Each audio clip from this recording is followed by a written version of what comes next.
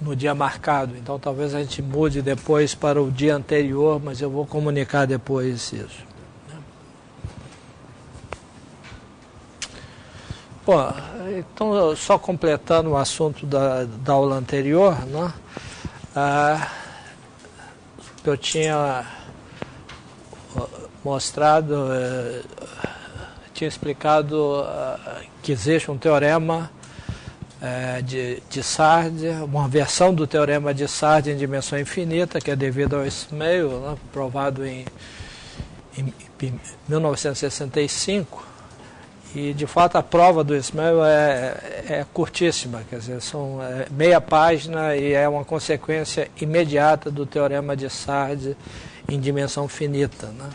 E ele vale para transformações sem infinito, né, em variedades de Banach, que são transformações de Fredholm, isso é, cuja derivada em cada ponto tem núcleo de dimensão finita e a imagem da derivada é um subespaço fechado de codimensão finita, quer dizer, tem um complementar de dimensão finita. Então isso permite facilmente reduzir o problema à dimensão finita e a conclusão é que o teorema de Sard vale nesse contexto, sendo que o enunciado tem que mudar um pouco, né, porque a gente não tem a noção de medida zero em dimensão infinita e é substituída pela noção de residual, quer dizer, o conjunto dos valores regulares é residual, em particular é denso, né? E como eu tinha observado, o teorema, sem essa condição da aplicação Fredholm, em geral é falso em dimensão infinita, e uma referência que é para um artigo da mesma época, do Kupka, que se chama Counterexample,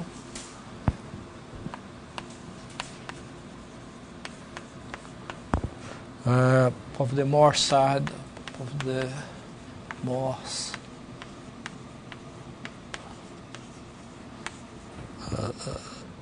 Morse-Sard theorem,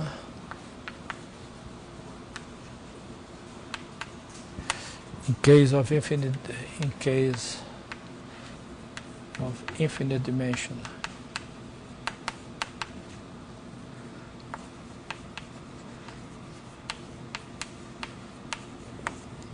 Manifolds.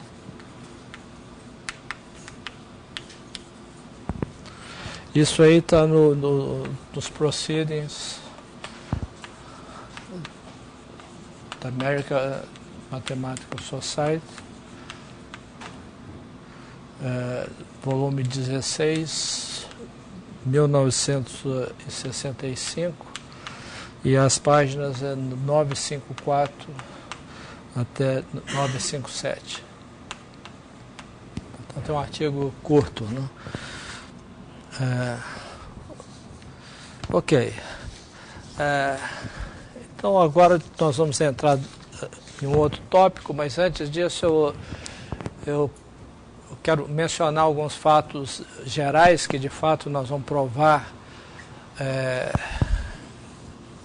mais tarde, né? Nós definimos variedades de classe CR, né? Com R qualquer.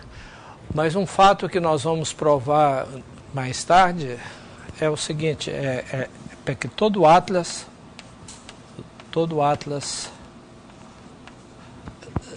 CR, com R maior ou igual que 1, isso aqui é importante, tá? Possui um subatlas infinito,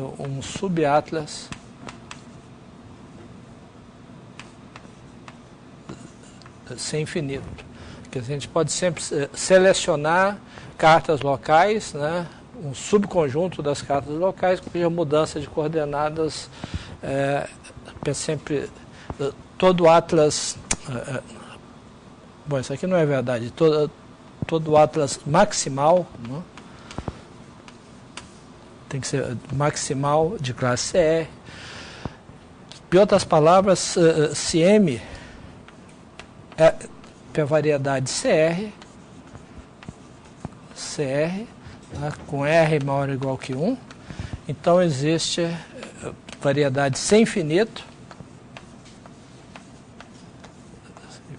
M, N, e um dífel CR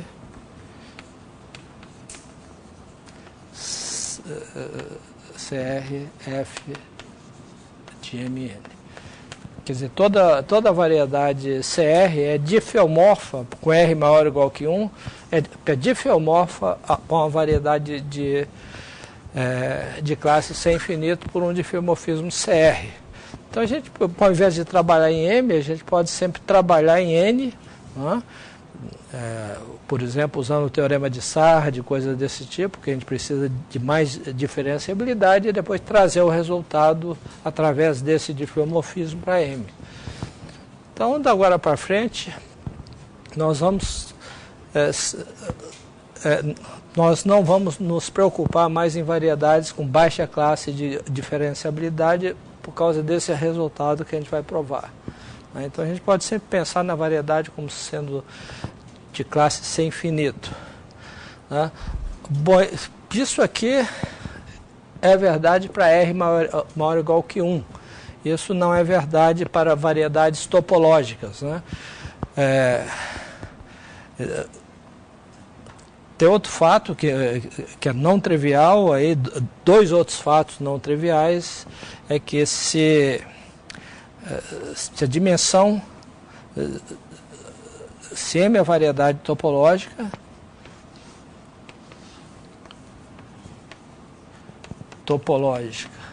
de dimensão menor ou igual que 3, então PM é homeomorfa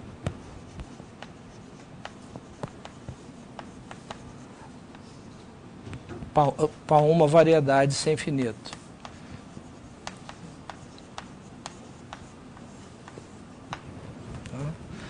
E esse resultado é falso em dimensão maior ou igual que 4. Quer dizer, existem variedades topológicas de dimensão 4, por exemplo, que não são homeomorfas a nenhuma variedade sem infinito. Então, isso aqui é... Bom, esse é um fato não trivial, que nós não vamos usar aqui, mas é bom saber, né? Outro fato geral que também é não trivial, né? Depende da solução de equação para derivadas parciais, que toda variedade de dimensão 2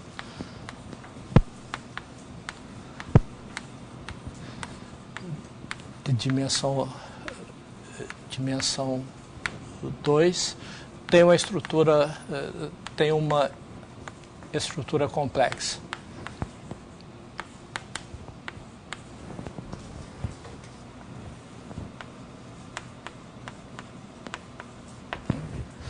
Em outras palavras, ela é difeomorfa para uma variedade complexa, onde as mudanças de coordenadas são difeomorfismos holomorfos, né? Isso aí nós vamos discutir um pouco mais tarde, não provar, mas isso aí é uma consequência de um teorema de equações a derivadas parciais, que diz o seguinte: se a gente tem uma variedade de dimensão 2, localmente ela é difeomorfa, né? Ela é difeomorfa para um aberto, onde, se a gente colocar uma métrica, como nós vamos discutir uma métrica riemanniana aqui, esse difeomorfismo leva essa métrica numa métrica que é conforme com a métrica euclidiana. E aí segue que as mudanças de coordenadas, se ela for... que tem que ser orientável.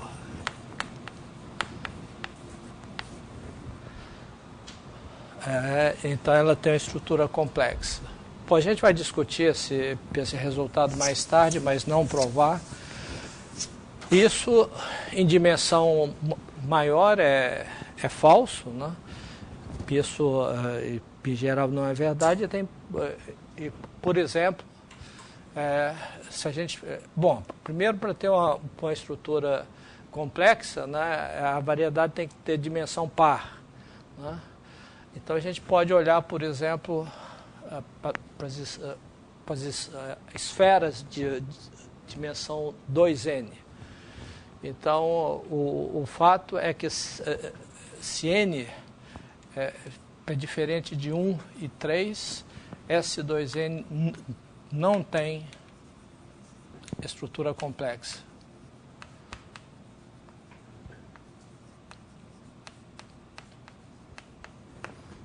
Para n igual a 1, a gente sabe que tem, que é o S2, né, que é uma variedade de dimensão 2. E para n igual a 3, isso é um problema em aberto ainda. Ninguém sabe se S6 tem uma estrutura complexa ou não. Isso é um problema em aberto que vários matemáticos importantes já tentaram resolver e continua aberto até hoje, né? Então o mundo de complexo é completamente diferente do mundo real, né? Do mundo sem infinito. E a aula de hoje nós vamos introduzir uma ferramenta extremamente importante no estudo de variedades sem infinito que não existem no contexto de variedades complexas. E essa ferramenta é chamada partição da unidade.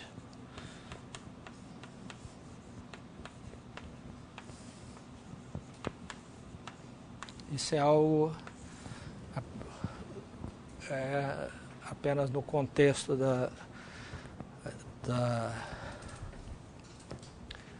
de funções sem infinito, né? Bom, então a construção aqui é baseado na existência de um certo tipo de função, e eu vou começar mostrando a existência dessas funções, né? Então, lema, dado dois números, b maior que 0, né? Então existe uma função sem infinito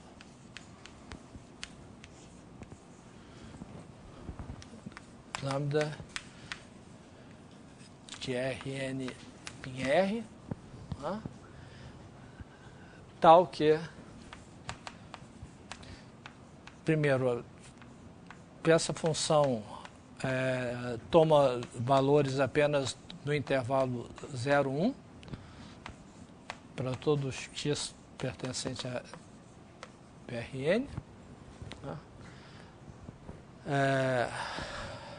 A segunda, lambda de x é identicamente igual a 1 se a norma de x é menor ou igual que a. Né? E a terceira é que lambda de x igual a 0 se x maior ou igual que b.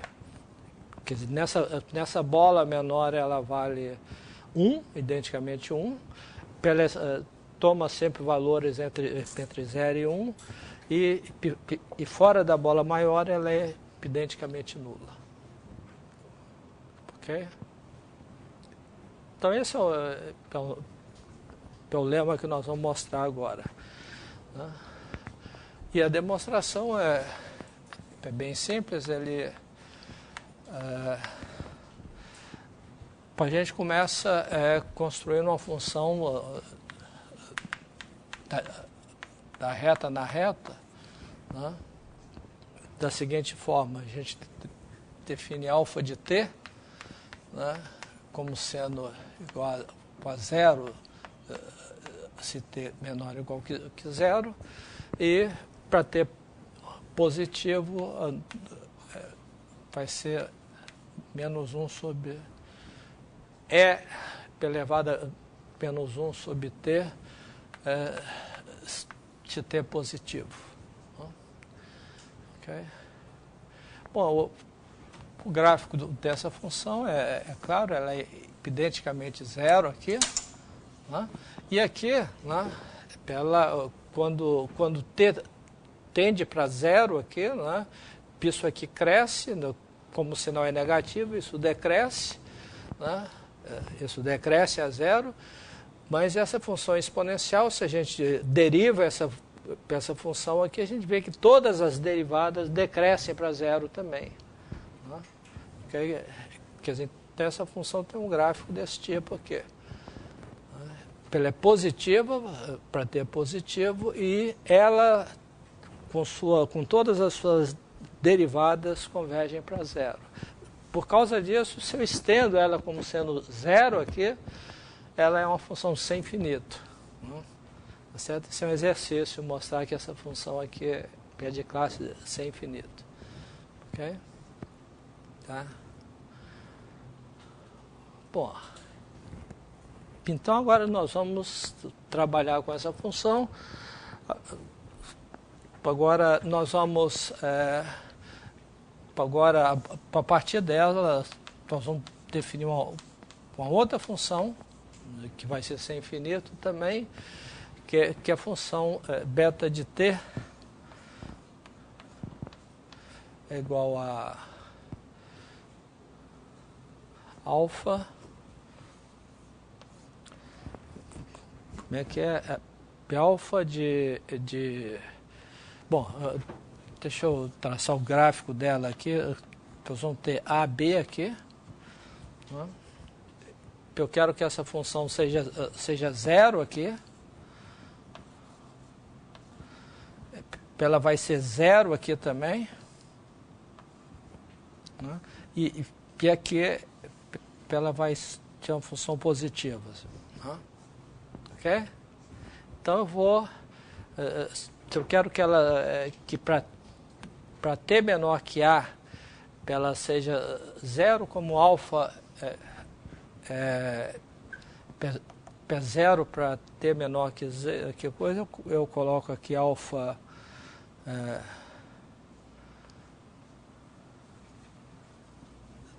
t menos a. Né? Okay? Se eu coloco alfa de t menos a, quando isso aqui é negativo, quer dizer, quando t for menor que a, né, isso aqui é negativo, né, e tá, quando t é menor que a, isso é negativo e, portanto, isso aqui dá zero. Né.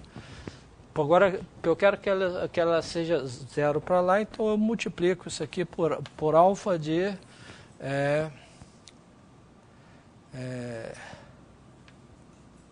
B menos T. Né? Okay? Se eu coloco alfa de B menos T, quando T for maior que B, isso aqui é negativo. Né? E, portanto, isso dá zero. Né? E quando alfa está entre A e B, ambos os valores são positivos, então eu tenho uma função positiva. Né? Ok? Então, eu tenho uma função como essa aí. Né? Bom, então agora eu quero construir uma função gama, né? Gama de R em R. Né? Agora eu vou construir uma função gama com a seguinte propriedade.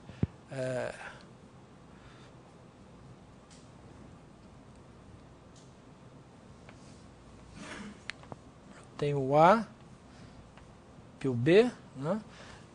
Eu quero que essa função seja constantemente igual a 1 aqui, né? Okay? E para t menor que A, que depois decresça a zero e aí que continue sendo igual a zero.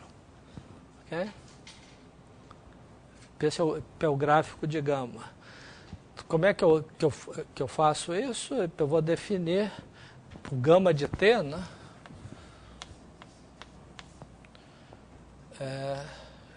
Como sendo igual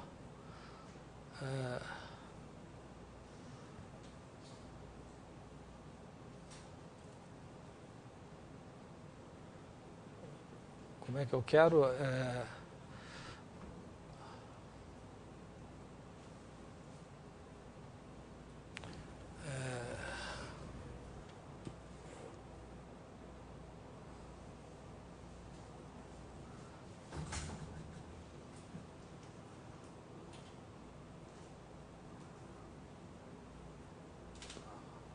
que seja 1 aqui.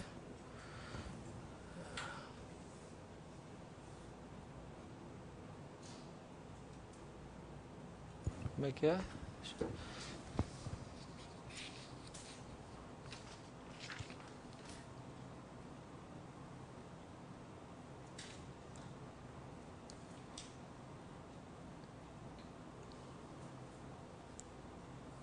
Integral de t a b, integral de t até b de beta de s ds, dividido pela integral de AB de beta de S ds. Ok? Tá certo? Ok? Quer dizer, quando T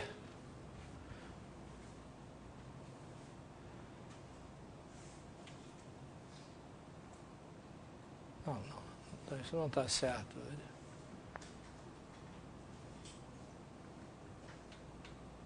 Não, está certo.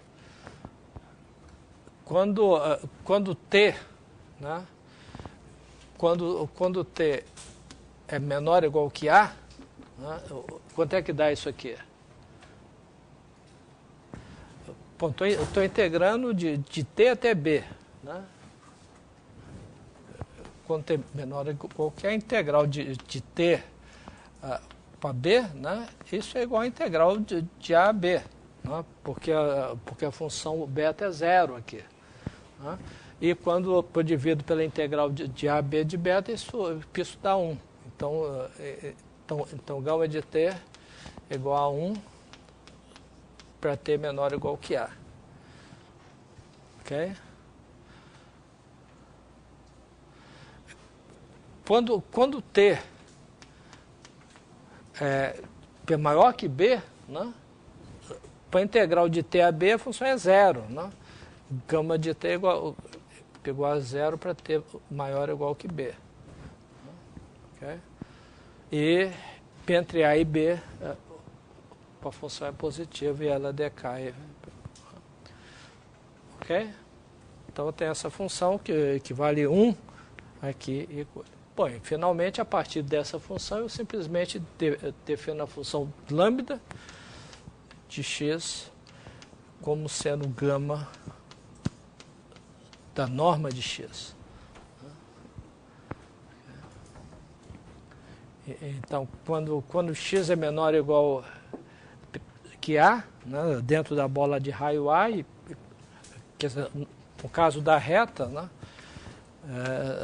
a bola é menos A, então essa função ela vale 1 aqui, e depois ela decai para vale 1 aqui e p0 lá fora. Ok? Então essa é a função auxiliar que nós vamos usar sempre aqui. E essa função, evidentemente, é uma função apenas sem infinito. Né? Ela não pode ser nem analítica real, porque uma função analítica real que é identicamente zero no intervalo, no aberto, ela tem que ser identicamente zero. Né?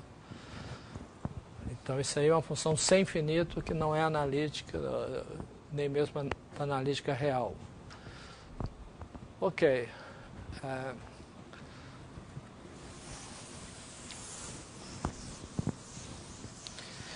Bom, então, para construir uma partição da unidade, nós vamos precisar de algumas propriedades topológicas da variedade que vem do fato de ter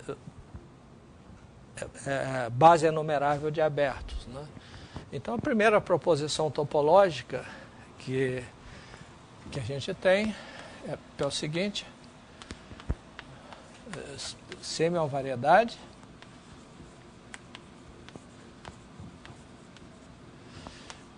então toda cobertura aberta de M possui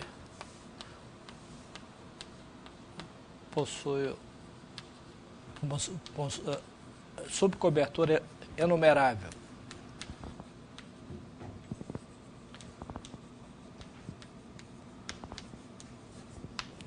A gente pega uma cobertura qualquer, né, e a gente pode extrair, jogar abertos fora, pegar apenas uma subcoleção enumerável desses abertos que ainda cobrem a variedade M. Né? Bom, para demonstração é muito simples, quer dizer, vamos considerar a lambda pertencente a um conjunto de índice qualquer, com cobertura aberta, quer dizer, para lambda é aberto, que é a união dos A lambda pertencente a esse conjunto de índice igual a M. Então, a gente quer mostrar que a gente pode extrair uma subcobertura finita, né? Ora, aqui nós vamos usar que a gente tem uma base enumerável de abertos. Então a gente chama de B,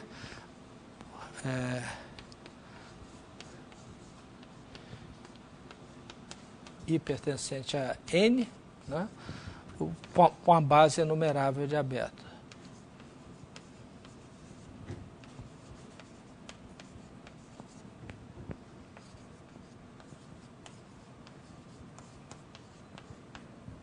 Okay. Quer dizer, todo aberto é a união de elementos dessa base, né? Qualquer aberto, quer dizer, dado um ponto X, um ponto qualquer de um aberto, ele tem um aberto da base que contém esse ponto e está contido no aberto. Isso aqui tem uma base de abertos. Então, a gente tem uma base enumerável. Bom, a partir dessa base enumerável, a gente vai construir uma subcobertura, uma cobertura enumerável que refina isso aí. Né? Ok?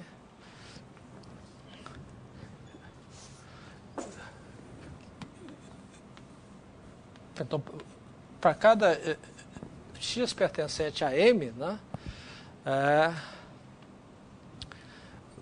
nós vamos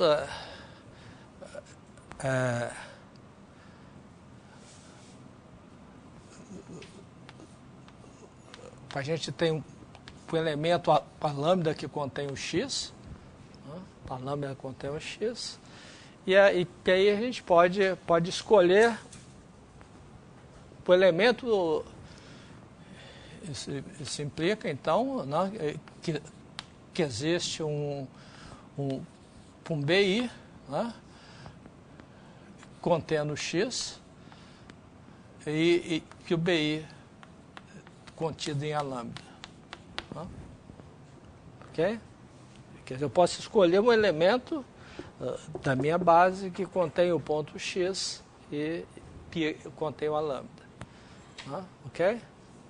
Então existe essa cara. E com isso eu construo uma cobertura, né? Como eu posso cobrir cada ponto, eu posso escolher uma família de elementos aqui, né? Que eu vou chamar de BI1, etc., BN, etc., tais que para cada J, primeiro ele cobre, né, a união de B e J, J igual a 1 para infinito, cobre o M, né, okay? E para cada J,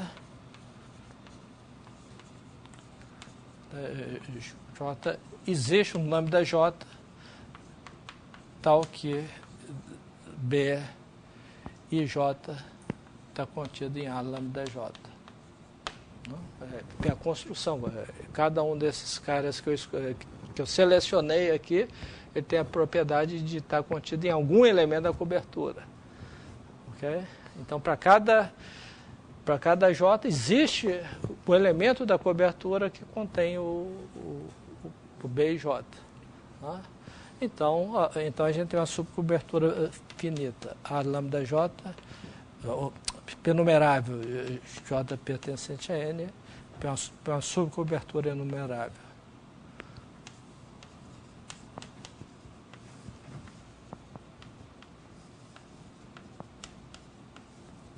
Okay. Tá certo? Então, a gente tem sempre toda a cobertura tem uma subcobertura enumerável. Tá? Com isso a gente provou esse lema. Bom, outro fato topológico extremamente que nós vamos usar constantemente aqui é o seguinte fato, quer dizer, nós vamos tratar de variedades qualquer, né? Então a gente gostaria de trabalhar com subconjuntos compactos dela, e a seguinte proposição mostra que a gente pode sempre escrever uma variedade como uma união encaixante de compactos. Quer dizer, CM é uma variedade topológica, né? M variedades. Aí, né? Então existem uma família enumerável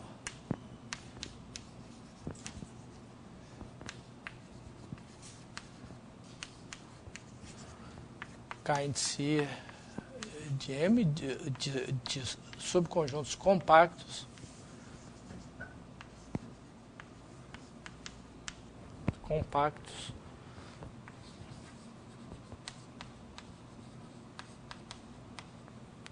tais que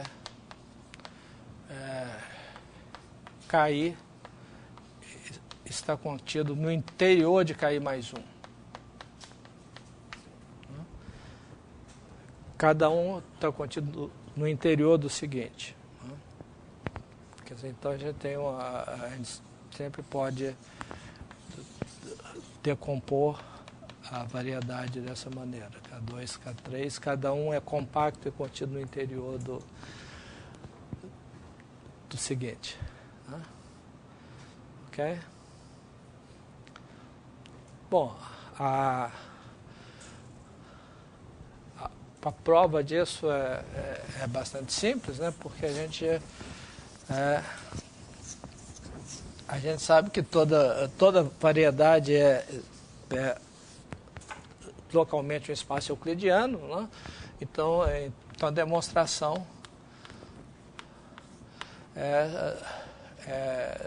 para cada x de M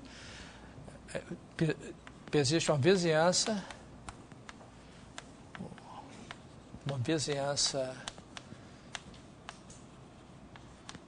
aberta, né? Índice X tal que o fecho dela é compacto.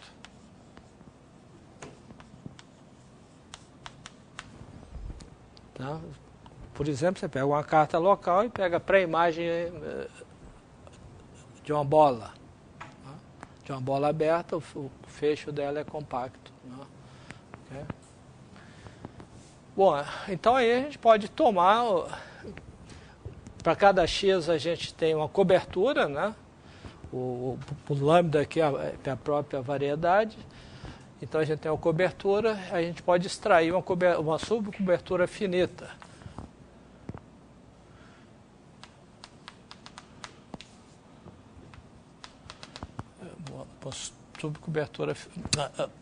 Uma subcobertura enumerável.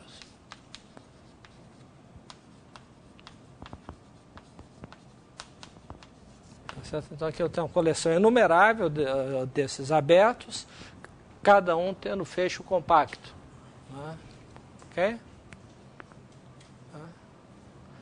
Bom, então agora eu quero definir essa sequência de compactos aqui. Tá? Eu vou usar o fecho de VI. Primeiro, eu defino o K1, que é o primeiro compacto, eu defino simplesmente como fecho de V1. Tá? Ok? Bom, esse é um compacto. Certo? Então agora eu vou definir o K2. Né? Pois esse K1 é compacto, né? E esses caras aqui, esses abertos, eles cobrem a variedade. Né? Em particular, eles cobrem esse compacto. Né? Então, toda a cobertura de um aberto, de um compacto, tem uma sobrecobertura finita. Né? Então, K1 é compacto, existe P1, P1, PIK,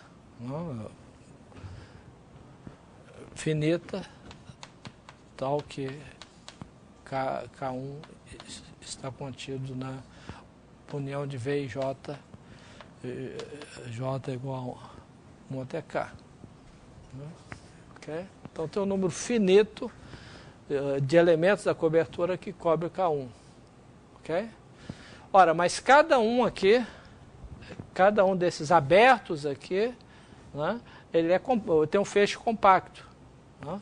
Então eu simplesmente defino o K2 igual para a união do fecho desses caras.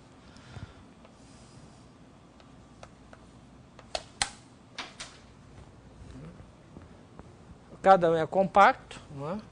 Para união finita de compacto é um compacto. Né? Então esse K2 é compacto. Né? K2 é o compacto e K1 está no interior de K2. Né? E K1 continua no interior de K2. E aí a gente continua o argumento por indução, né? Quer dizer, aí você pega o K2, novamente isso aqui é uma cobertura, tem um número finito de elementos da cobertura que cobre o K2, eu tomo a união do fecho desse e chamo de K3, e assim por diante. Ok? Então com isso a gente tem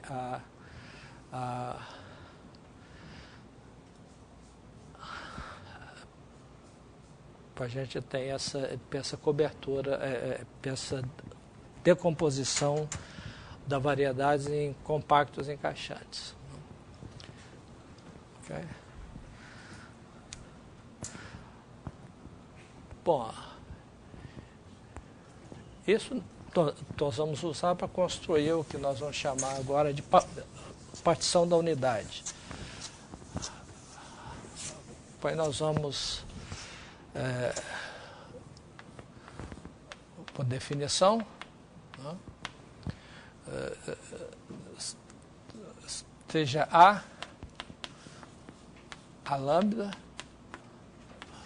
lambda pertencente a um conjunto de índices qualquer, enumerável ou não, uma cobertura aberta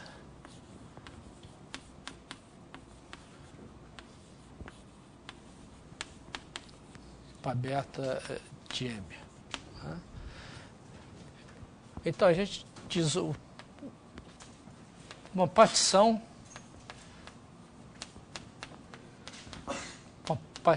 partição da unidade.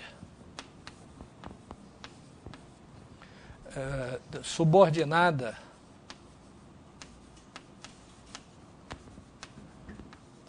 para essa cobertura A, né? Tem uma família de funções sem infinito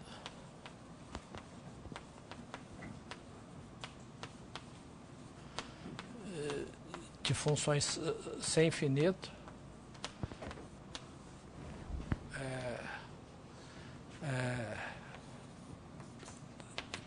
φ lambda de MR, um para cada lambda, né? tais que, primeiro, essa função φ lambda de x é sempre maior ou igual que zero para todo x, né? E que o suporte de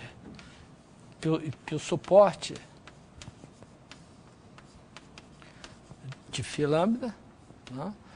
Que é igual ao conjunto dos por fecho dos conjuntos x pertencente a M, tais que φ lambda de x igual a zero, né?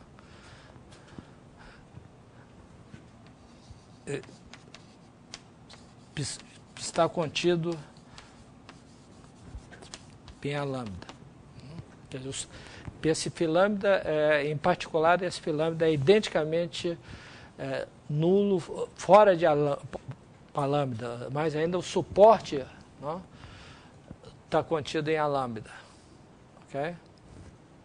Tá? Essa é a primeira propriedade. A segunda propriedade é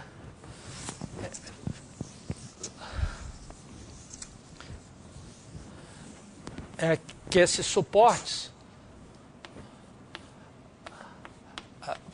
para a família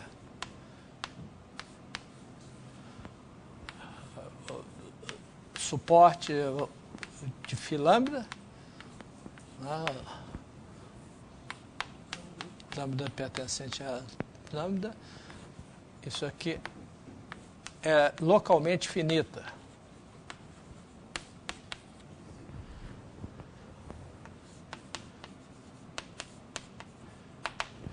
Isso significa que todo ponto x possui uma vizinhança,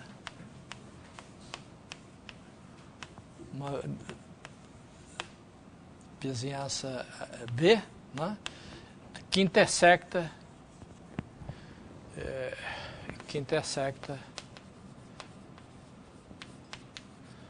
apenas um número finito. Número finito da família. Ok? Certo?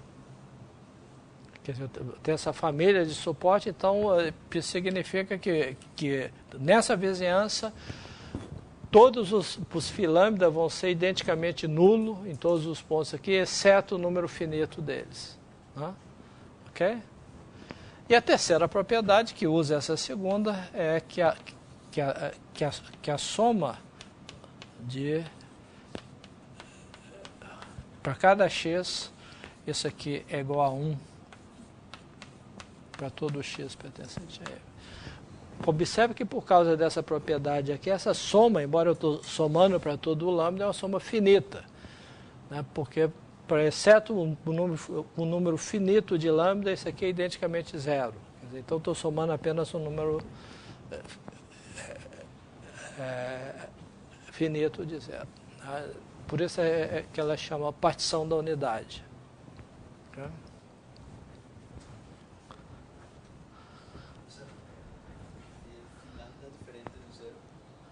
Hein? Φ lambda é diferente de zero. Quer dizer, o conjunto dos pontos onde o φ lambda é diferente de zero, a gente pega o fecho, isso aí quer dizer, a função é não nula apenas em um subconjunto do suporte.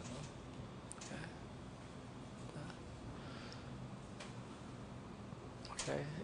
Então isso aqui é identicamente zero. Ok, então a gente quer provar que toda cobertura, para toda cobertura existe, quer dizer, o teorema principal é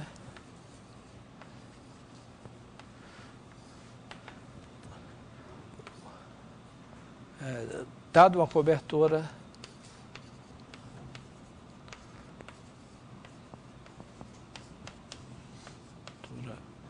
aberta, não? Existe uma partição da unidade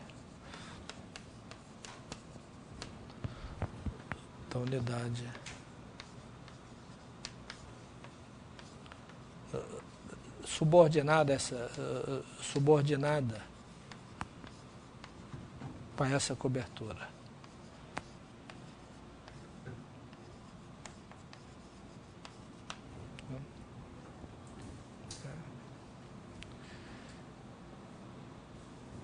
Esse é o teorema que nós vamos provar, mas para provar esse teorema, antes eu vou demonstrar um lema. Tá?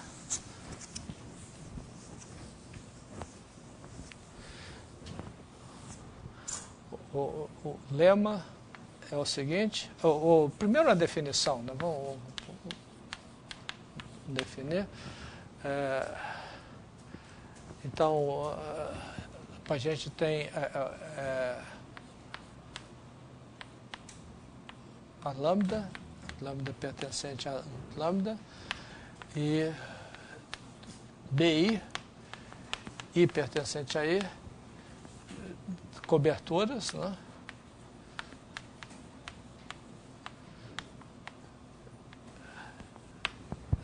De M. Né? Ok? Então eu digo que, vou chamar isso aqui de A, isso aqui de B. Né? Eu digo que B refina A se existe aplicação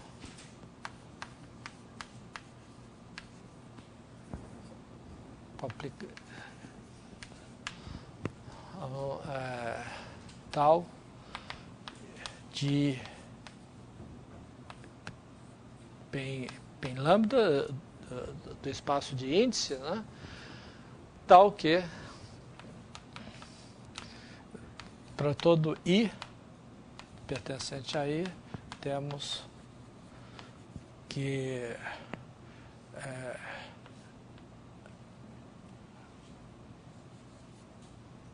P de I está contido em A de tal de I. Okay. Tá certo?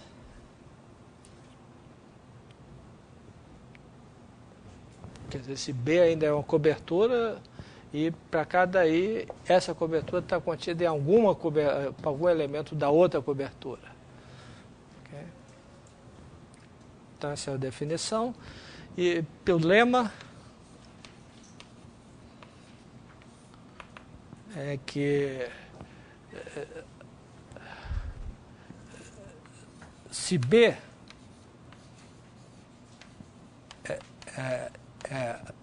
refina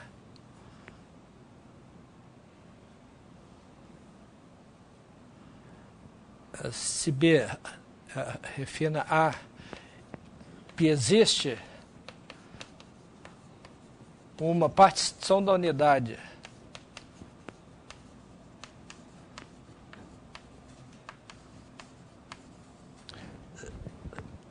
subordinada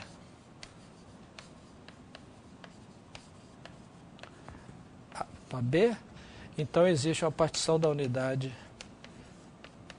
Então existe uma partição da unidade subordinada a.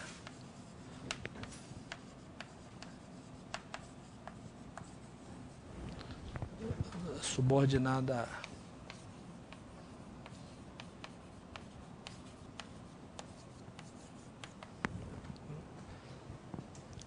Quer dizer, se a gente tem uma partição da unidade qualquer e a gente quer construir uma partição da unidade, a gente pode refinar essa partição por outra partição e construir uma partição da unidade para essa outra partição que a gente obtém uma partição da unidade para a coisa original. Bom, mas isso aí é a prova imediata, né? A gente constrói simplesmente, a demonstração é o seguinte: demonstração seja φi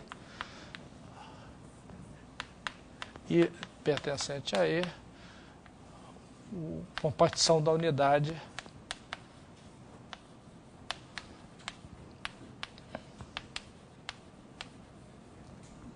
subordinada para B. Quer dizer, o suporte de φi está contido em BI. Okay? Bom, agora a gente quer construir uma partição da unidade subordinada a A. Então a gente tem que definir para cada lambda, a gente tem que definir uma função sem infinito psi. Então como é que a gente define isso? Psi lambda, a gente soma todas as φ de x, onde tal de I igual a lambda. Quer dizer, a gente soma todas elas onde tal de I igual a lambda. Bom, isso aqui é uma função sem infinito, tá certo? Por quê?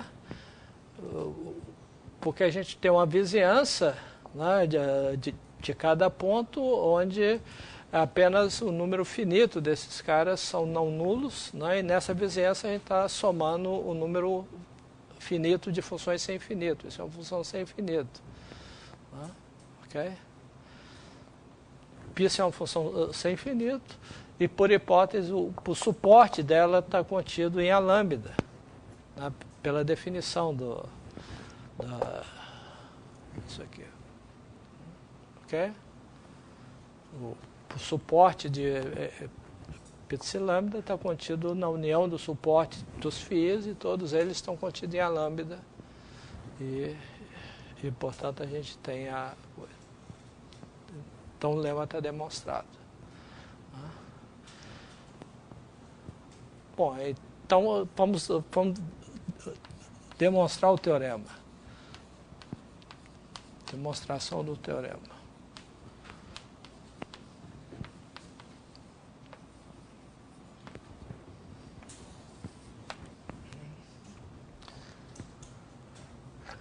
Quer dizer, então a gente dá uma partição, uma cobertura aberta, né? Então A igual a lambda, lambda pertencente a lambda, uma cobertura aberta de M.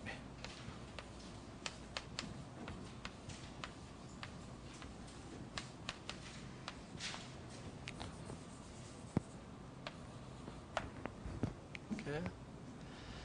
Então para a gente dar uma cobertura aberta de lambda, a gente quer construir uma partição da unidade, uma cobertura aberta de M, a gente quer construir uma partição da unidade subordinada a isso aí. Então a gente pode refinar essa cobertura para construir uma outra, e construir uma partição da unidade para essa outra cobertura. Então para isso nós vamos escrever o M, né, usar a proposição que a gente demonstrou anteriormente, escrever o M como uma união de compactos igual a 1 infinito, ou finito, né, onde KI compacto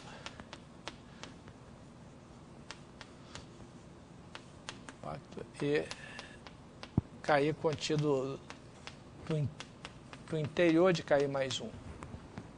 Okay? Pô, que a gente tem essa cobertura aqui. Né? Bom, se a gente pega um X, qualquer em M, né? Okay? Tá? Então existem abertos W de X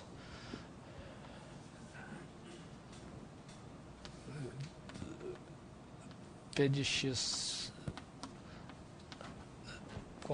contido em 1 de X tem uma carta local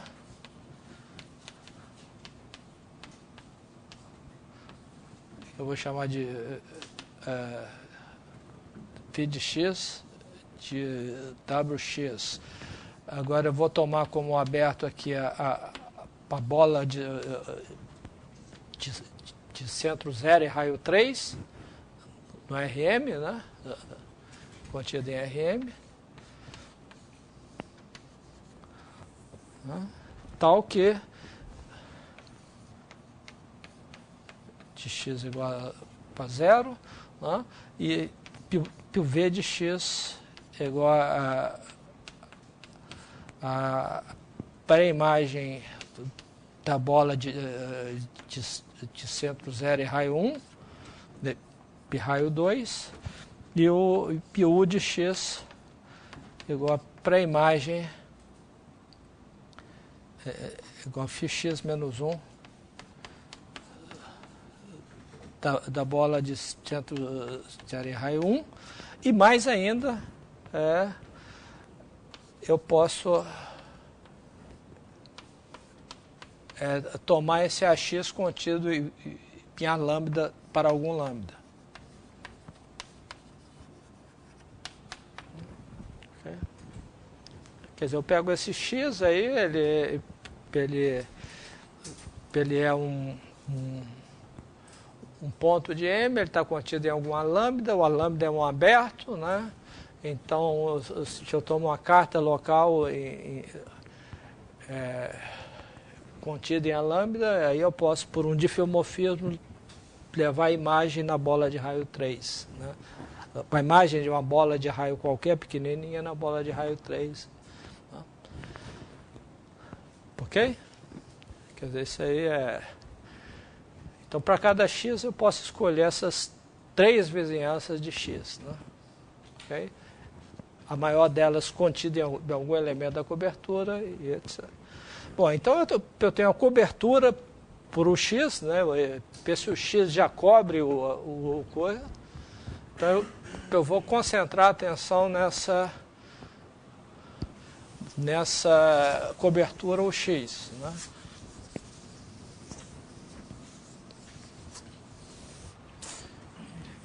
Então eu olho para a cobertura por x pertencente a M. Isso é uma cobertura aberta de M.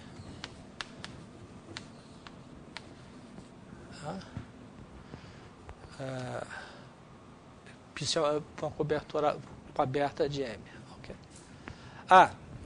Desculpa. Eu preciso de mais uma propriedade dessa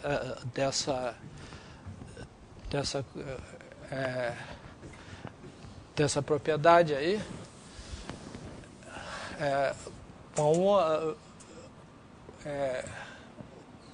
Eu quero tomar esse WX suficientemente pequeno. Né? Então, eu vou tomar com a seguinte propriedade. Se esse X pertence a KI, né? Okay? Então o WX está contido em KI mais 1 menos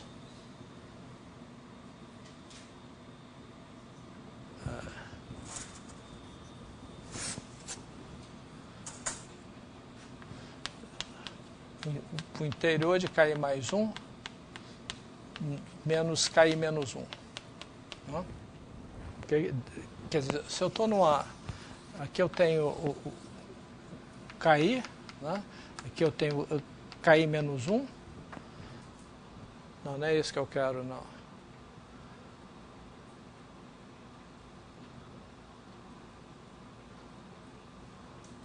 Nossa, se x pertence a... Se x pertence a KI menos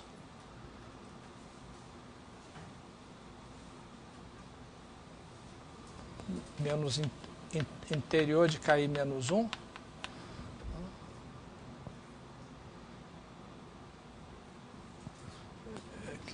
eu tenho esse compacto aqui, essa faixa, já tenho um X nesse compacto, eu tenho, bom, eu tenho um outro aberto aqui, e outro aberto aqui, eu quero que o WX esteja contido aqui, quer dizer, então o WX está contido em KI mais 2, tá? Menos interior de KI mais 2, né? Menos interior de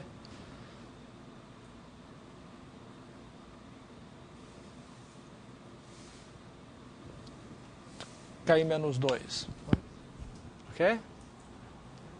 Quer dizer, eu não quero que esse WX intersecta esse cara e nem o complementar do KI mais 2. Né? Para isso, passa a tomar o WX suficientemente pequeno. Não posso escolher o WX arbitrariamente pequeno aí, não? E isso não tem problema.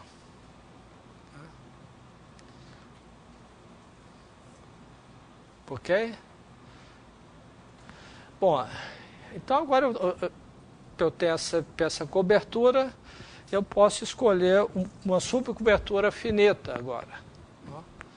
Então, uma subcobertura enumerável.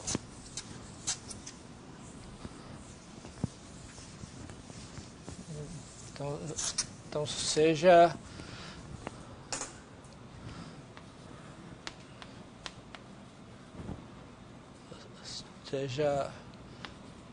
UI, né, igual a 1, etc., com a subcobertura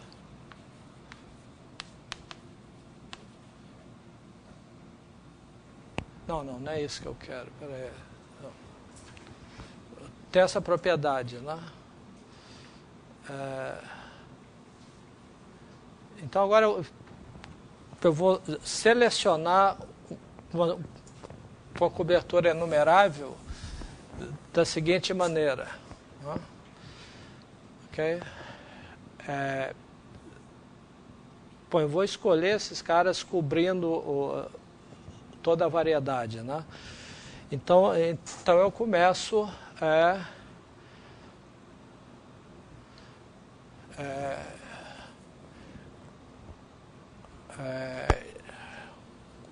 um número finito desses caras cobre o K1. Né? Então,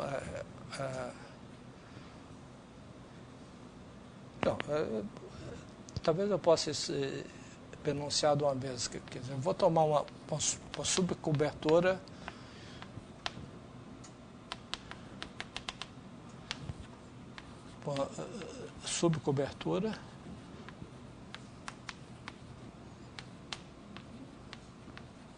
tal que aconteça o seguinte, tal que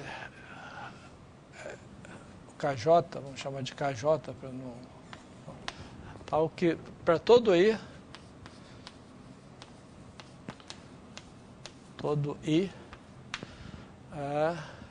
apenas um número finito, um número finito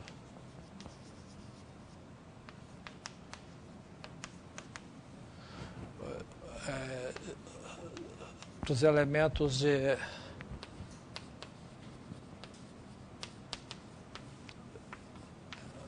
WJ, né? intersectam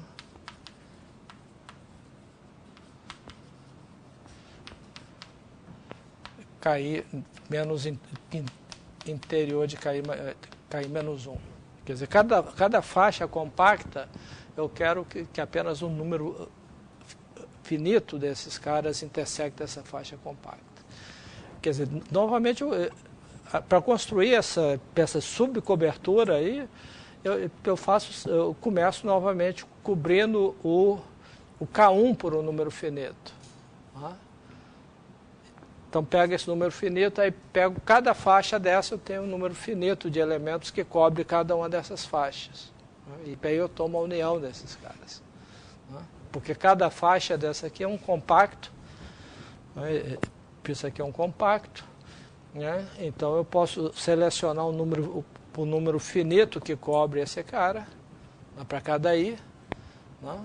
E aí eu tomo a união desses caras. Então, eu tenho essa propriedade. Ok? Tá certo? Ora, mas agora eu tenho a minha função, né? Eu pego uma função lambda, né?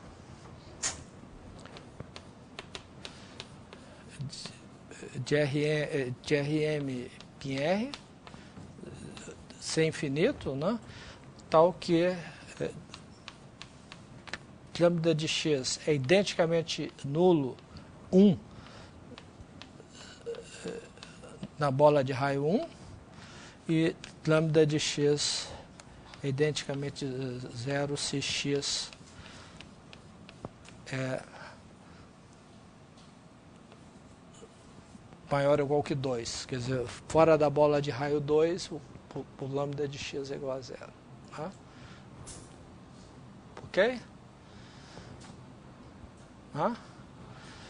Bom, então agora eu vou definir um lambda j, uma função sem infinito de MR, da seguinte forma: o lambda j de x é identicamente 0 fora de WJ, dessa família WJ, e lambda j de x é igual a lambda de φj de x. Eu tenho essa carta local, né? φj que leva a vizinhança, o WJ na bola de raio 3, se x pertence a WJ. Okay? Então, essa função agora é sem infinito da variedade. Né?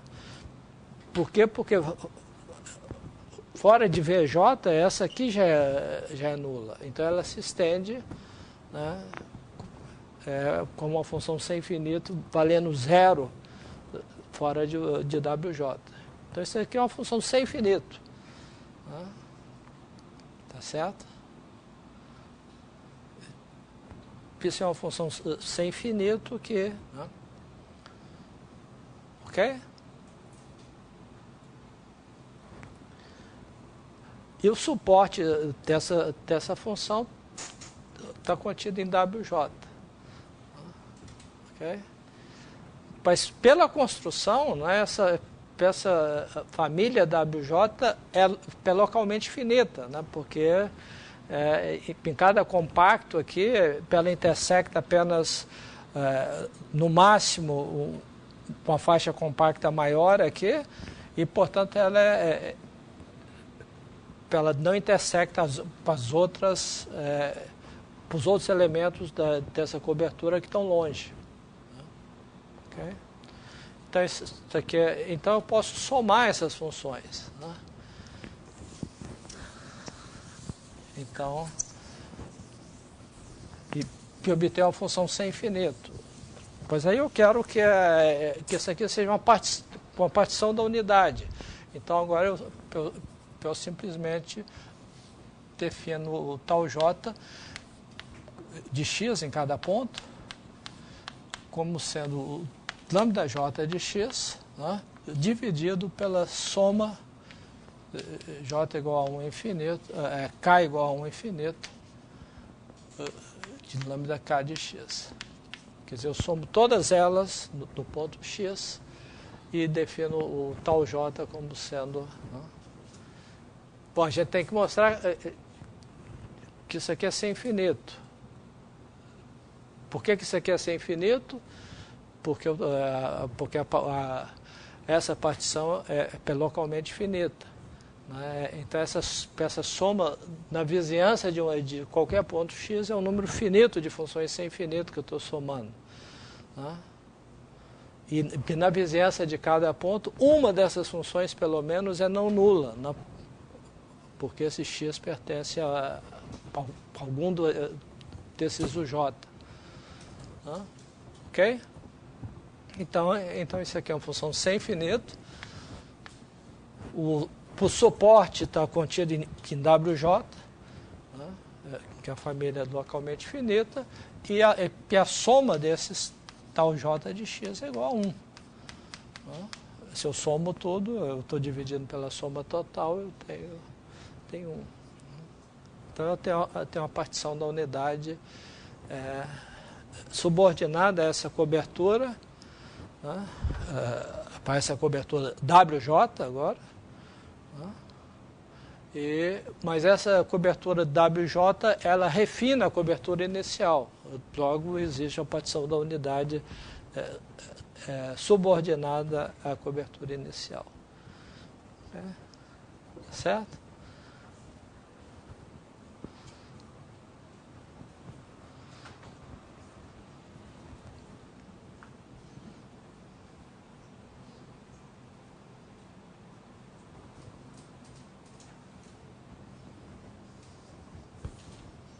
Bom, esse é um resultado básico aqui no curso, que nós vamos usar isso todo o tempo.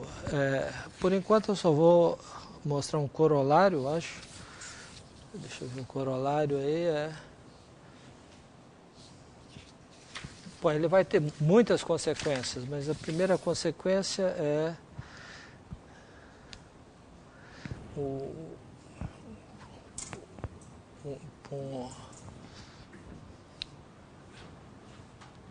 corolário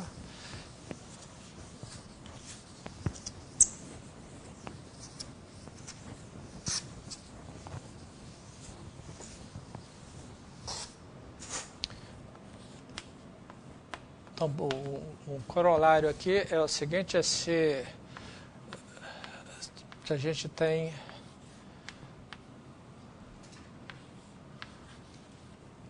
M é variedade, não? M é variedade. Se a gente tem um subconjunto que é fechado,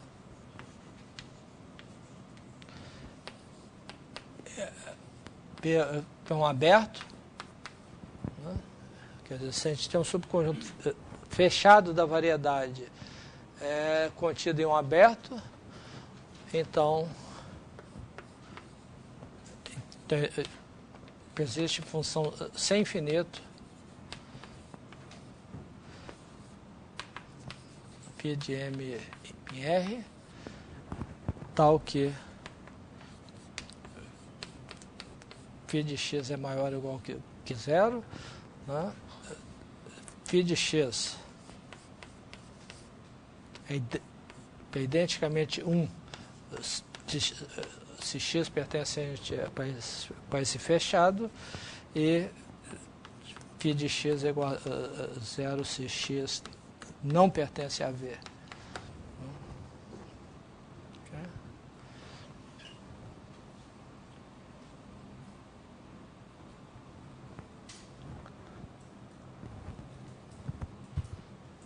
Tá certo?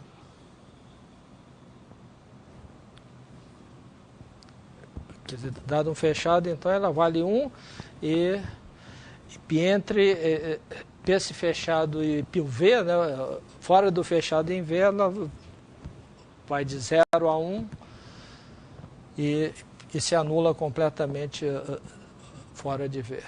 Né? Ok? como é que a gente mostra isso?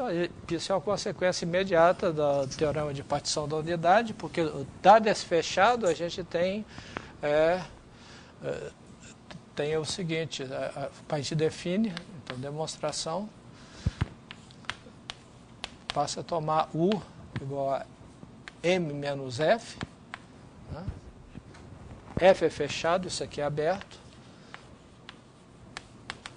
Então a gente tem por V uma cobertura.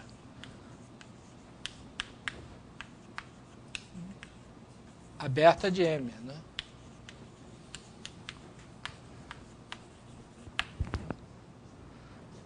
Ok? Tá. Psi é uma cobertura aberta de M, então você tem uma partição da unidade φ1 mais φv pegou a 1, partição da unidade.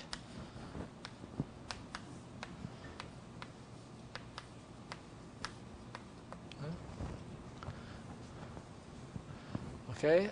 Onde o suporte de φu, né?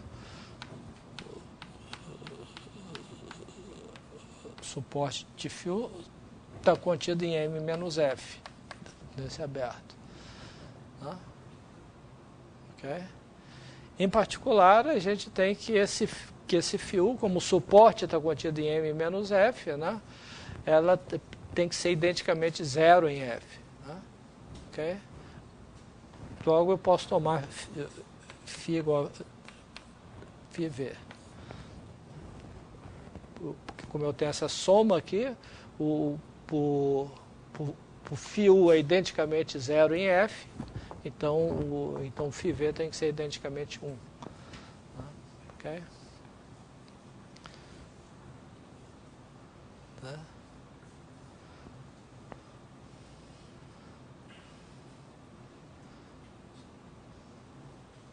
Ok? Bom, isso aqui é um resultado interessante, né? Uma consequência desse resultado aqui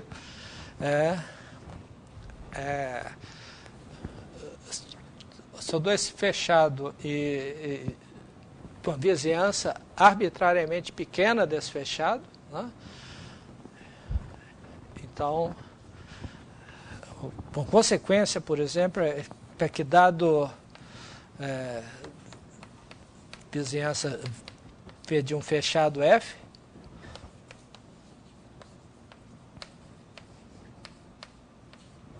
então existe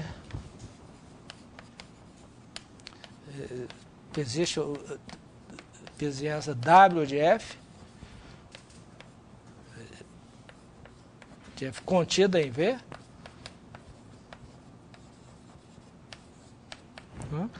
tal que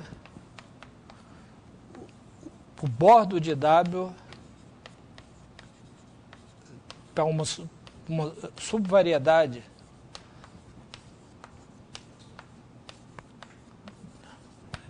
de M, uma subvariedade com a dimensão 1.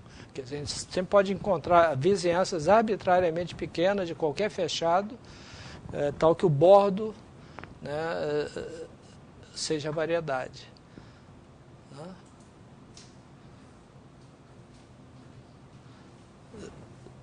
Como é que a gente prova isso? Posso usar essa função sem infinito aqui, né? Okay? Isso é uma função sem infinito e toma valores no intervalo 0, 1, né? Por φ, aqui, né? E para a imagem de 1 é o fechado, né? Ok? Que aberto eu tomaria? Que vizinhança aberta eu tomaria aí? Bom, eu passo a pegar um valor regular aqui. O teorema de Sard diz que existe um valor regular aqui. Então eu tomo como aberto, né, o conjunto o W, né, eu tomo o conjunto dos x tais que φ de x é maior que y.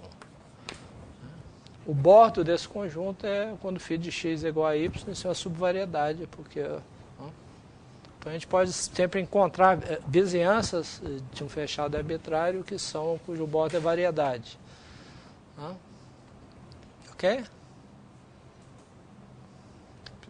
Isso é uma consequência do teorema de Sardi desse resultado aqui.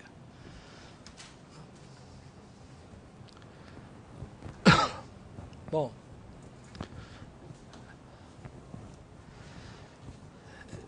nós vamos ver uma quantidade enorme de aplicações desse resultado, né, da existência de partição da unidade.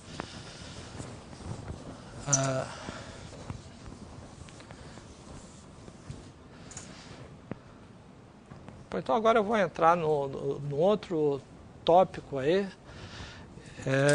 que é equações diferenciais em variedades, né?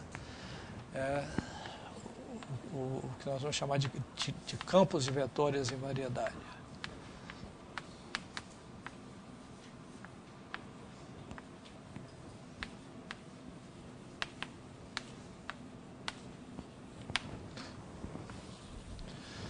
Bom, então nós vamos construir um objeto chamado campos de vetores em variedades e, como sempre, para a gente definir algo em variedade, a gente sempre começa definindo em abertos de espaço euclidiano e esse objeto, para que a gente possa colocá-lo intrinsecamente na variedade, ele vai ter que ser invariante por diffeomorfismos, né?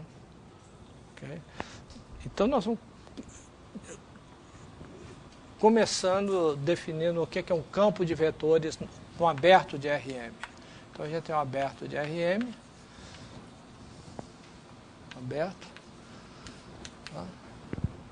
Um campo de vetores de classe CR nesse aberto, quer dizer, um campo de vetores de classe CR em U, né, é simplesmente uma aplicação CR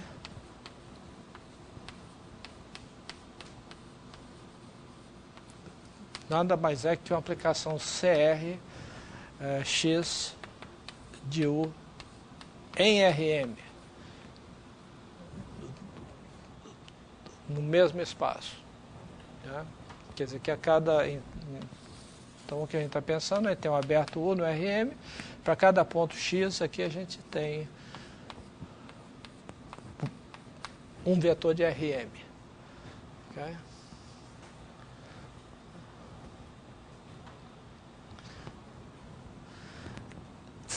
Quer dizer, associado a um campo de vetores, a gente tem o que a gente chama de equação diferencial ordinária, que a gente denota por essa autônoma, né, porque não depende de t, então essa é a equação diferencial, e associada a esse objeto, a gente tem a noção de curva integral. Os campos de vetores CR, aqui a gente vai tomar sempre R maior ou igual que 1. Isso aqui vai ser sempre...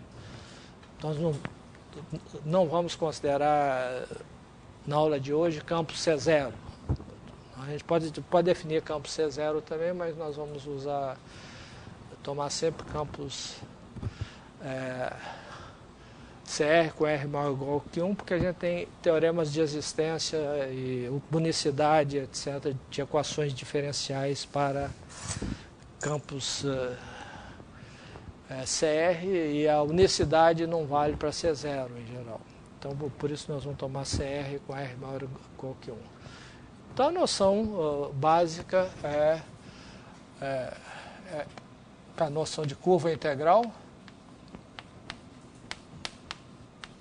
ou solução da equação diferencial, né? Curva integral de x de x é simplesmente uma aplicação alfa de um intervalo da reta, né, em U, né, com aplicação que é pelo menos C1, né, ou diferenciável, né, tal que alfa' de t é igual a x de alfa de t. Que, portanto, é uma curva em U, uma curva alfa, que em cada ponto o vetor tangente, né, para a curva no ponto T, né, ele coincide com o vetor no ponto correspondente a alfa de T. Okay? Isso é a noção de curva integral de um campo, ou solução dessa equação diferencial. Né? Okay? Então, a gente tem alguns teoremas básicos de equações diferenciais. Né? O primeiro teorema então, primeiro, persistência.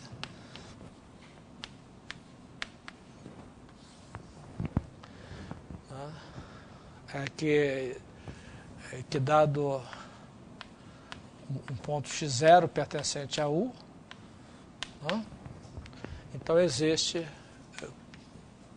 curva integral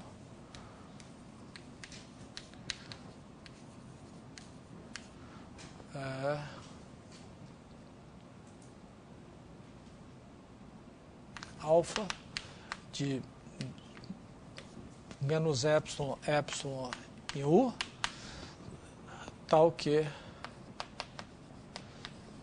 alfa de 0 é igual a x0.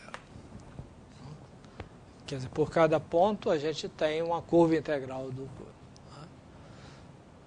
Ok? Para a segunda é unicidade local. É que se a gente tem alfa j de ij em U, curvas integrais,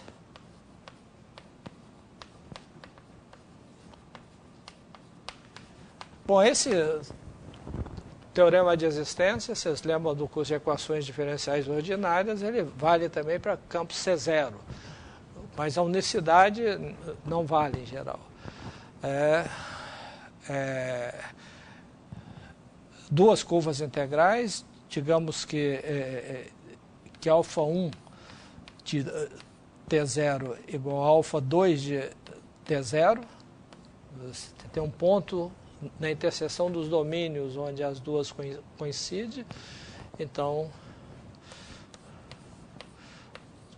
alfa1 de T igual a alfa2 de T se T menos T0 para todo T próximo de T0.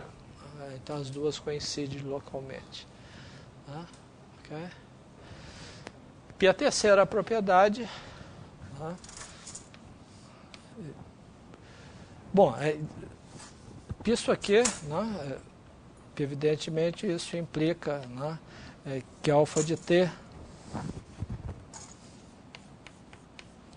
alfa1 de T igual a alfa2 de T para todo T pertencente a I1 interseção I2. Você pega dois intervalos, a interseção é um intervalo, aqui a gente está dizendo que elas coincidem com a vizinhança de um ponto, e aí segue imediatamente que elas coincidem em todo o intervalo da interseção, né? Okay? Porque o intervalo é conexo, e o conjunto dos pontos onde ela coincide por essa propriedade aqui é um aberto, e como as funções são contínuas, é um fechado, portanto é todo o intervalo. Isso é simplesmente pelo fato que isso aqui é um conjunto conexo. isso aqui diz que o conjunto onde elas coincidem é um aberto. Então, bom, unicidade local e finalmente, a diferenciabilidade da solução com condições iniciais, né?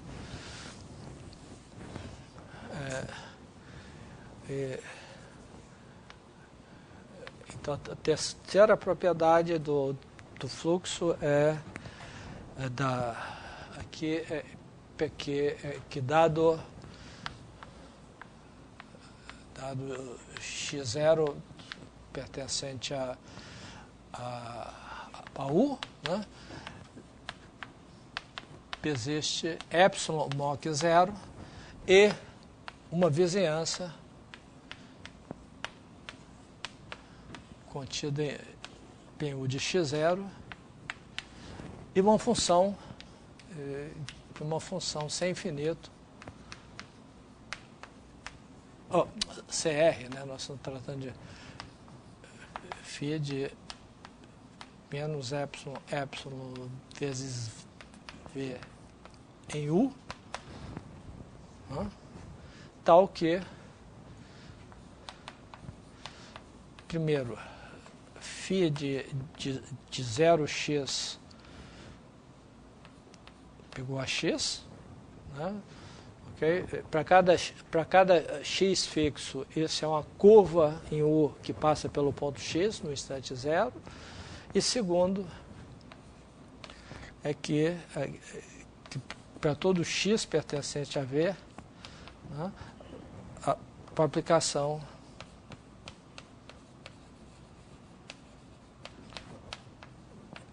menos epsilon em U, que a T associa φ de Tx, é curva integral.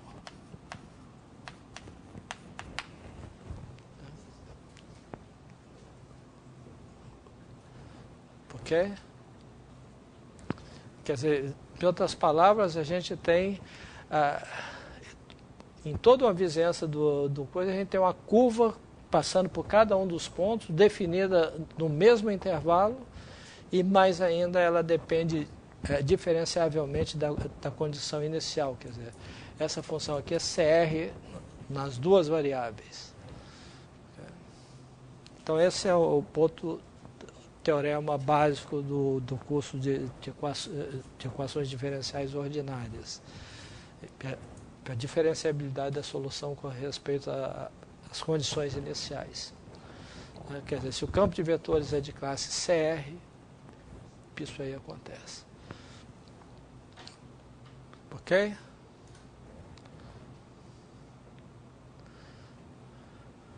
Bom,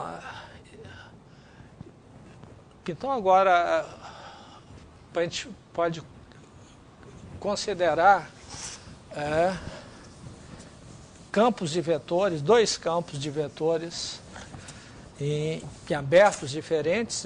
Então agora vamos tomar um campo de vetores em U. Quer dizer, aqui a gente tem para cada x, a gente tem um campo x de x. Aqui outro campo, em outro aberto de RM.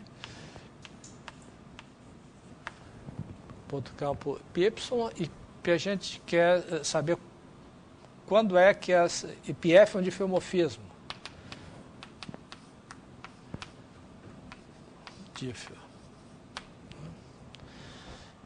Uma pergunta natural quando é que f leva curvas integrais de x em curvas integrais de y? Quer dizer, o que a gente quer perguntar é o seguinte: quando é que alfa de PU é curva integral de x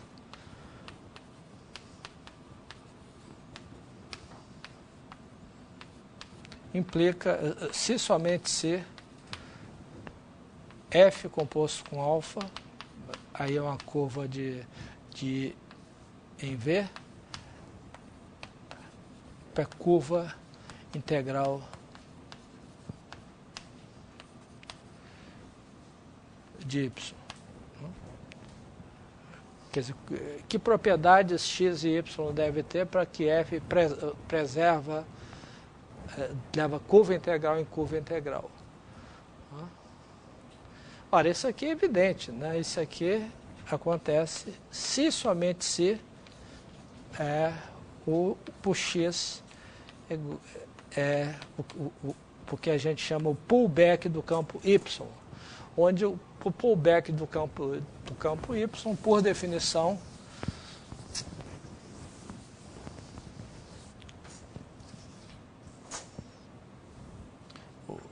onde f estrela de y, né, é o campo definido no domínio de f, tomando valores em Rm, definido da seguinte maneira: f estrela de y,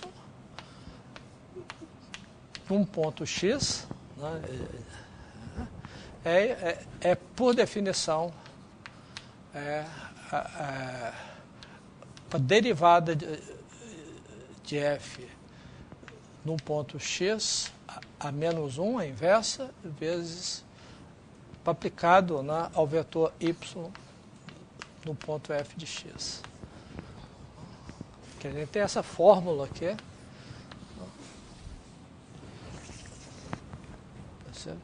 Ou, em outras palavras, isso aqui é a mesma coisa de dizer que a derivada de f no ponto x, aplicada ao vetor x de x, é exatamente o vetor y no ponto f de x.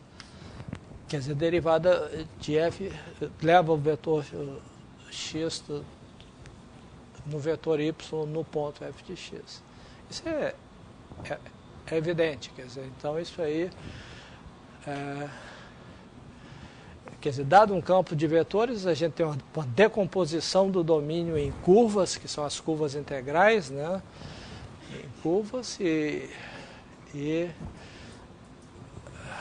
se y é igual a f de x, esse f leva, se x é igual a f estrela de y, esse f leva as curvas aqui em curvas lá.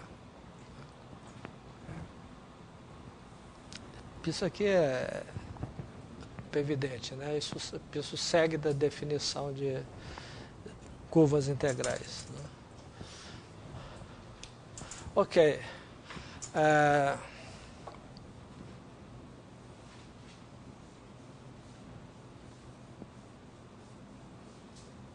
Ok, então a gente tem essa noção de pullback aqui. Então agora a gente gostaria de definir campos de vetores em variedades. Okay? Bom, campos de vetores, cada variedade é localmente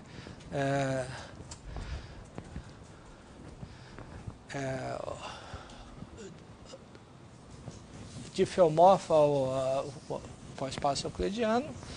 Então a gente tem o seguinte: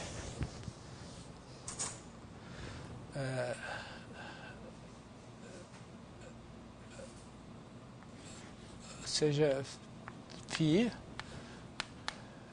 de UI em π tilde com Atlas em M. Okay? Quer dizer, um campo de vetores em M, um campo de vetores PM, né, é uma família, né,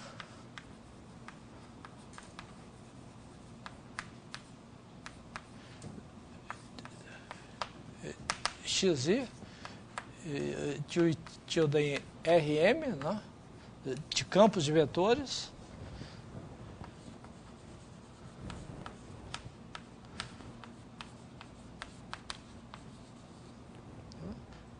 quer dizer, em cada aberto de RM, de tal forma tais que então a gente tem duas cartas aqui, φ π tilde,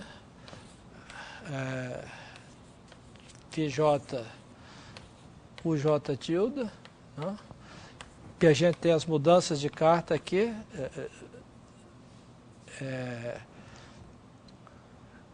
Φj composto com φ menos 1, essa mudança de cartas, de tal forma que a restrição de xz é restrito a φ de por interseção j, que é um aberto, né? O xz aqui é exatamente o Φj composto com φ menos 1, que é um difeomorfismo, estrela de xj restrita a Φj de U interseção j.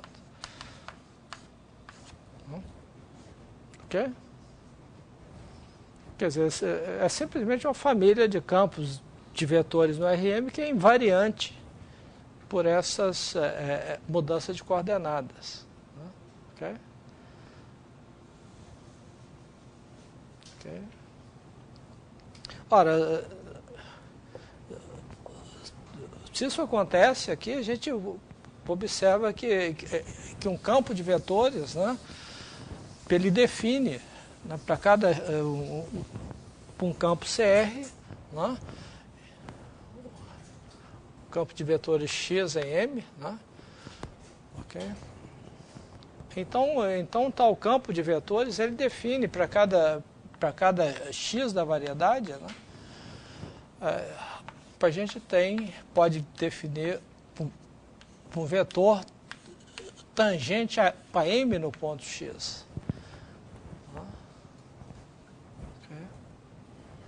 Como? A gente simplesmente toma uma carta local, φ de πi tilde, né? E toma x de x como dφ de x, né? Para menos 1 de xi de x. Pega o campo aqui e levanta para o i. E por causa dessa definição aqui,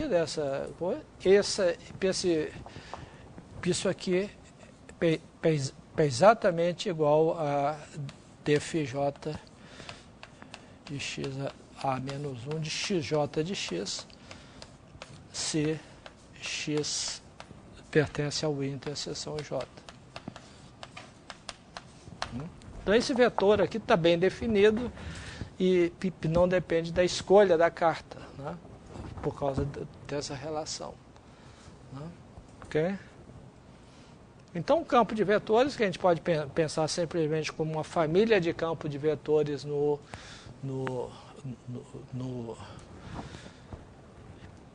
abertos do espaço euclidiano invariante por essas mudanças de coordenadas, ele é também uma aplicação que a cada x associa um vetor tangente a tmx. Ora, mas a gente tem também uma estrutura de variedade no fibrado tangente e, portanto, a gente tem uma aplicação de M em Tm, que é o fibrado tangente, que a cada x associa o vetor de tmx.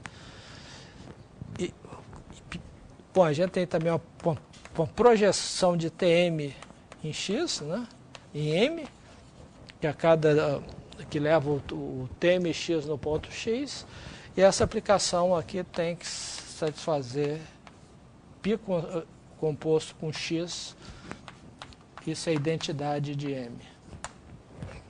Que se eu pego um ponto em x de M, a imagem está contida em tmx, se eu projeto de volta, eu tenho que tomar a identidade. E se a gente vê a estrutura diferenciável, aqui a gente vê que x é um campo diferenciável, se cada xi é diferenciável, é CR, isso é equivalente a essa aplicação aqui ser uma aplicação diferenciável. Okay? Uma aplicação CR, porque isso aqui é uma variedade sem infinito também. Nós estamos pensando em variedade sem infinito. Né? Okay? Então, o campo de vetores a gente pode pensar como uma família de campos de vetores nesses abertos, invariantes por essa mudança de coordenadas, o que é a mesma coisa de dizer que campo de vetores é uma aplicação CR dessa variedade na outra, com essa propriedade extra aqui. Quando eu projeto de volta, eu tenho a identidade. Isso é chamado uma seção desse fibrado aqui.